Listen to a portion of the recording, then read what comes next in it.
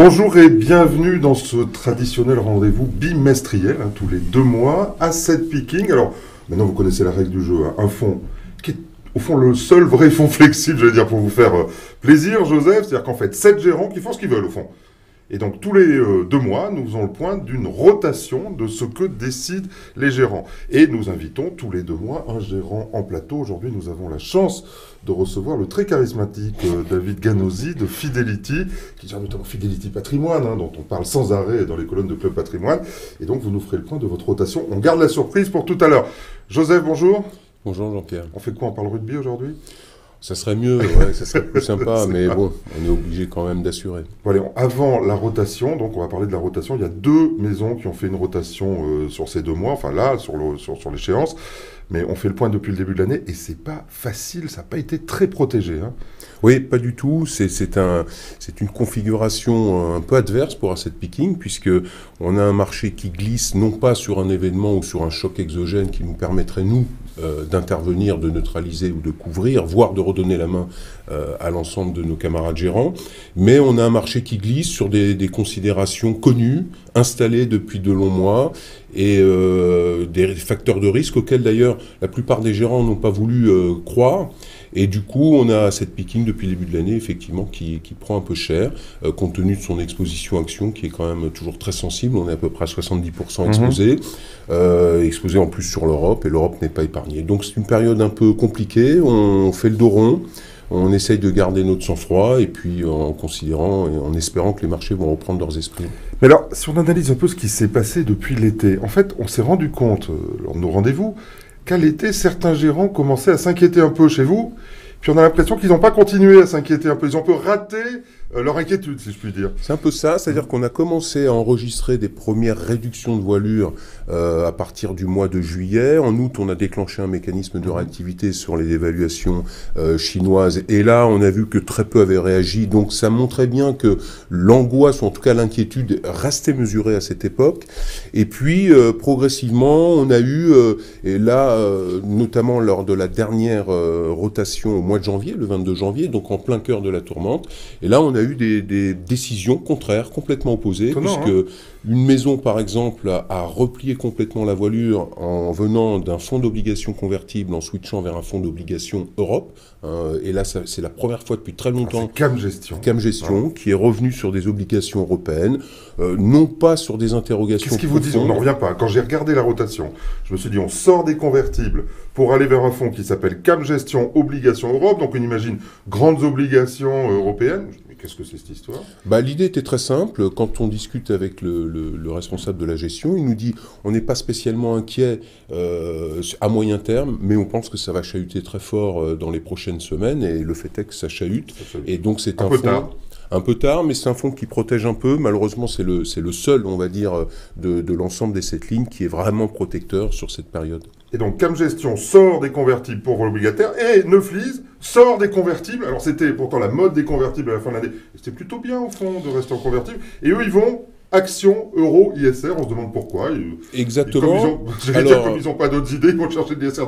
Non, c'est pas ça. C'est-à-dire, le raisonnement est un petit peu le même, mais avec un timing différent. C'est-à-dire que Neuflize nous explique que, compte tenu de la baisse qui est en cours depuis désormais le mois d'avril 2015, donc ça fait quand même 8 mois de baisse, il considère que, au regard des fondamentaux qui, si on met de côté les inquiétudes, le marché a vocation à pricer les inquiétudes, les fondamentaux restent objectivement corrects, et donc à un moment donné, le marché va reprendre ses esprits, et donc eux ont décidé de revenir, sans doute trop tôt, mais ont décidé de revenir sur les actions pour prendre le reviennent actions, je comprends bien. Pourquoi ISR? ISR, ça surperforme. Non, pour une raison simple, c'est que sur l'ensemble de leur gamme... Bonnes intentions de début d'année. Non, ils voulaient revenir, c'était pas du tout thématique, mais ils voulaient revenir sur la zone euro précisément. Et le fonds qui leur semblait le plus performant pour ça est le fonds ISR, puisqu'il est vraiment positionné sur la zone euro et pas sur l'Europe au sens large. Donc, avant de passer la parole bien sûr à David qui nous donnera ses postures, mais si on regarde aujourd'hui l'allocation, Cam Gestion Obligation, autrement, on est revenu pas mal sur l'action quand même aujourd'hui. On a un fonds qui est à 70% action, donc évidemment en ce moment qui souffre considérablement. Le pari que la plupart des gens ont fait, c'est que les choses devraient se rétablir. Alors l'horizon est de 2 mois. On rappelle que tous les 2 mois, on réfléchit, on réexamine l'allocation. La prochaine rotation bimestrielle interviendra au mois de mars, mi-mars. Donc il reste évidemment du temps pour que le marché se reprenne s'il doit se reprendre. Mais en attendant, on souffre et il faut l'accepter. Chaud, mais bon, à un moment, ça rebondira. David, on a besoin de vous là. Alors, je rappelle, hein, vous gérez Fidelity Patrimoine, donc la flexibilité, vous connaissez. Hein. Vous avez décidé, et vous êtes resté, d'être sur Nordic Fund. Oui. Hein, alors pourquoi? Alors pourquoi? D'abord, je dirais le premier élément, c'est qu'on aime bien les actions européennes, et c'est pas nouveau, hein, parce qu'on a gardé cette exposition depuis pas mal de temps, c'est depuis le début de l'année dernière. Un mouvement important dans nos allocations, ça a été de revenir sur l'Europe au début de l'année dernière en sortant un petit peu des États-Unis. Alors c'était pas une vue négative sur les États-Unis, c'était juste une vue qui nous semblait beaucoup plus encourageante sur l'Europe, d'où ce basculement vers les actions européennes. Donc ça, c'est un premier élément qu'il faut avoir en tête, c'est... Nordique. Alors, parce que si on regarde l'an dernier, par exemple, la France bat l'Eurostoxx, pourquoi vous n'avez pas fait un fonds France Nordique, pour une raison simple, c'est que d'abord, ces marchés-là sont des marchés relativement cycliques. C'est-à-dire que quand on a une vue positive sur les actions européennes, donc une vue positive sur le marché européen, en général, historiquement, les marchés nordiques ont tendance à battre le marché dans les phases de hausse. Hein. Donc c'est un marché, on peut dire que dans une extrême, on aurait la Suisse, qui est un marché extrêmement défensif, et puis à l'autre, on aurait les Nordiques. Donc quand on a la Norvège, le pétrole, c'est quand même... Alors oui, mais c'est pas très lourd dans le fond, hein, ça pèse moins... je le souligne parce qu'on pourrait dire qu'il y a un risque d'impact au pétrole. Alors le pétrole, c'est autour de 6% dans le fond. Donc ça veut vous dire que le poids n'est pas du tout largement au-delà de ce qu'on peut avoir en moyenne européenne. Donc c'est plutôt une dimension très cyclique. Il faut avoir en tête que sur ces marchés-là, c'est la Suède qui pèse lourd, hein, puisque c'est à peu près la moitié des marchés nordiques dans leur ensemble. Non, pas du tout. Et donc c'est une thématique que je qualifierais de très cyclique et très portée sur les petites moyennes valeurs qui vont être assez exposées à la fois à l'Europe et aux émergents. Donc les émergents, ça a été... qualitative, hein, souvent. Hein. Oui, exactement. L'industrie très qualitative. Exactement. Donc, alors ça, c'est, je dirais, le marché. Et ensuite, on a un gérant, alors qui est un gérant en plus français, basé à Paris, qui s'appelle Bertrand Puif, et qui, lui, joue en plus ce thème-là dans le portefeuille. C'est-à-dire qu'il a une exposition très marquée aux thématiques cycliques, aux thématiques industrielles. C'est autour de la moitié de son portefeuille aujourd'hui. Et en revanche, il est assez en retrait par rapport aux valeurs de qualité. Je dirais, c'est plutôt les valeurs danoises en général, qui vont être sur les biens de consommation, qui se payent très cher aujourd'hui. Donc, je dirais que c'est un pari assez net. Je pense que c'est... Donc, si on résume votre pari, David, vous croyez toujours aux actions? Oui. Vous croyez toujours à l'Europe? Oui. Et vous pensez que back to quality, il faut faire attention à la qualité, aux valeurs résiduelles? Exactement.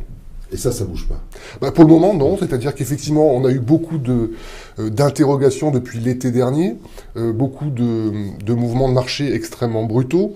On a eu une liste depuis 6 mois d'inquiétudes qui se sont, je dirais, suivies les unes les autres et qui finalement, au final, pour le moment, ne sont pas encore matérialisées. Je pense que c'est ce que disait Joseph tout à l'heure aussi. Ça, c'est très important. Nous, on gère en fondamental. Donc, par exemple, lors du déclenchement du mécanisme de revue qui s'est produit en août dernier sur la Chine, effectivement, on dit, bon, est-ce qu'on a un risque sérieux d'effondrement de l'économie chinoise, de rentrer en guerre d'échange après la dévaluation?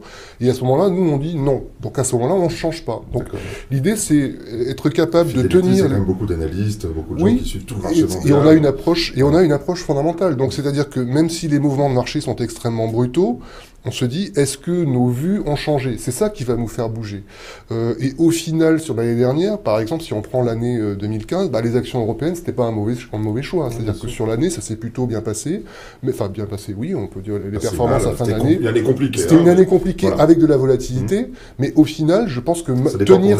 Si on est rentré en avril, c'était plus compliqué. Oui, exactement. Mais je dirais que si on tient ces positions, si en début d'année, nous, on pensait que les actions européennes, il fallait être présent, on tient ces positions. Alors c'est vrai que ça bouge, faut s'accrocher à certains moments, mais au final, ça a plutôt payé. Donc c'est vrai que la revue est tous les 2 mois.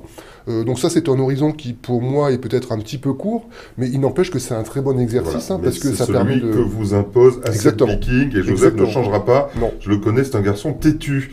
Est-ce qu'il pourrait y avoir une revue intermédiaire, là, vu ce qui se passe ou pas? À quel moment ça déclenche? Alors nous, c'est une interrogation permanente chez nous, c'est-à-dire est-ce qu'il faut déclencher à un moment donné un mécanisme? Là, vous devez appeler les gérants en disant t'es bien sûr, je suppose que vous êtes au téléphone. Non, c'est-à-dire que nous, on essaie de s'en tenir au process, parce que sinon ça devient un fonds de gesticulation, et vous imaginez bien que si, parce qu'on a 3 ou 4 séances boursières très chahutées, on déclenche un mécanisme, on le redéclenche tous les 4 matins, et on perd le fil.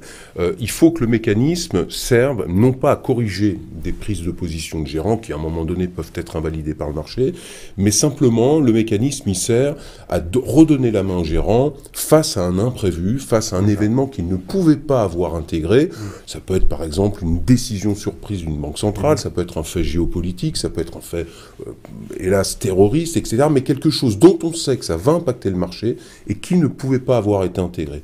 Dans ces cas-là, on déclenche, on leur donne la main, voire on couvre. Là, la difficulté, ce que je disais, c'est qu'on est dans la configuration la plus inconfortable, en tout cas la plus défavorable à cette picking, parce qu'on n'est pas face à un événement, mais on est, comme le disait David, face à une succession de risques pricés par le marché qui se télescope en quelque sorte, qui s'ajoutent et dont on ne sait pas véritablement s'ils seront concrétisés, parce que de manière tout à fait objective, aujourd'hui, au moment où on parle, les risques qui sont un petit peu pricés par le marché, la plupart ne se concrétiseront pas, en tout cas on l'espère. Mais il y en a beaucoup. C'est l'alignement du côté obscur des planètes. Exactement. Là, on a eu l'alignement des planètes, maintenant on a le côté obscur. Joseph, merci beaucoup. Traditionnellement, on donne un peu la parole en fin d'émission à notre invité sur sa gestion globale. Je voudrais quand même vous parler de Fidelity Patrimoine, un petit mot. Comment on fait pour gérer un fonds flexible, patrimonial, dans cet environnement-là, tant sur les taux que sur les actions? Là, on s'accroche. Enfin, je pense qu'on a une approche qui n'est pas très éloignée de celle que décrivait Joseph. Donc moi, pour le moment, on s'accroche. Je pense qu'effectivement, la difficulté aujourd'hui, c'est qu'on a des risques qui sont avérés, réels. Mais pour le moment, je dirais qu'on a une économie mondiale et des fondamentaux qui se tiennent relativement bien. Alors, c'est pas flamboyant, mais on n'est pas du tout dans un scénario comme commence à le pricer le marché aujourd'hui, qui est un scénario de basculement dans une récession ou quelque chose d'extrêmement dur. Alors c'est vrai qu'on a des interrogations, c'est vrai qu'on a des risques, mais il me semble que pour le moment, il y a plutôt des éléments qui sont relativement confortants pour les marchés. Donc l'économie, on regarde les résultats des sociétés arrivent, c'est pas si mauvais. C'est pas si mauvais que ça. Alors c'est vrai qu'aux États-Unis, on est un peu au plafonnement, c'est-à-dire qu'effectivement, on est tous d'accord, je pense, pour dire que les États-Unis, ça va devenir compliqué parce qu'on est très avancé dans le cycle économique. Mais est-ce qu'à un horizon de 3-6 mois, qui est un horizon de visibilité macroéconomique, on peut anticiper un basculement en récession des États-Unis? Ça me semble ça me semble très exagéré comme vision. Une question sur les taux, parce que qui dit fonds patrimonial, et vous en avez profité au début de Fidelity Patrimoine, de cette baisse des taux continue, et là c'est fini, enfin, en taux négatif. Comment vous allez faire? Alors, c'est vrai que, c'est-à-dire que comment on va faire je dirais que ça fait partie des données qu'on subit, c'est-à-dire que l'environnement aujourd'hui de taux... Dans un environnement qu'on n'a jamais connu aujourd'hui. Taux négatif à ce point-là, un tiers de la planète. Sur certains marchés. Je dirais que les taux, ça a été un moteur pour la performance, mais ça a été un moteur, je dirais, ça a été un bonus. Il faut le voir comme un bonus. Ça reste aujourd'hui une classe d'actifs qui est dans les portefeuilles pour protéger dans les phases de volatilité. Et ça marche, l'air de rien. Depuis le début de l'année, les obligations bien notées de la zone euro, ça fait plus 1,5. Alors c'est vrai que c'est parce qu'on continue à baisser. Il y a un moment, ça s'arrêtera. On va pas aller à moins 5 sur le taux négatif. Non, certainement. Mais ce que je veux dire par là, c'est que dans les phases de chahut et de montée de l'aversion au risque, la classe d'actifs obligataires, même si elle est plus très sexy du point de vue des performances, elle est quand même... David. Alors, le jour où ça va remonter, je pense qu'effectivement, il faudra se positionner par rapport à ça. La question, c'est est-ce que ça peut se faire en douceur ou violemment? C'est ça la question.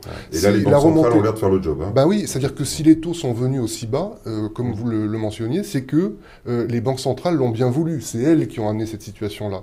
Donc je pense qu'elles seront extrêmement prudentes dans la phase de normalisation de leur politique monétaire. Merci beaucoup. On a été un tout petit peu long, mais je crois que tout le monde a été assez content qu'on soit un tout petit peu long.